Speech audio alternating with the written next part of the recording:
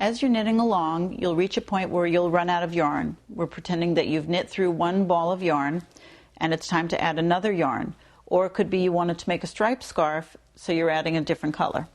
So you'll take your new yarn and you're going to knit it just like if it was still attached. Put your needle in at the ready, take your new yarn and just drape it over the needle, and you're going to pull that new stitch through, and it's all really loose and that's normal. So you've got that first stitch on there, that green stitch. I'm going to go in the second stitch, and here's where I do something to tighten it up. I'm going to take the tail and the ball yarn of the new yarn in one hand, and I'm going to tighten my last stitch with the white yarn. Now, I like to wrap my yarn tails as I go so there's less finishing to do. So I'm going to take that white yarn, I'm going to put it on top of there so that when I bring this up, it's already caught in there and it's starting to be woven in.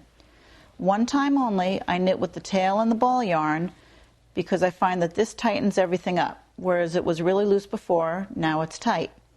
The rest of the row, I'm only knitting with the ball yarn. I'm going to continue, though, to wrap this white yarn in so that I don't have any tails to weave in later.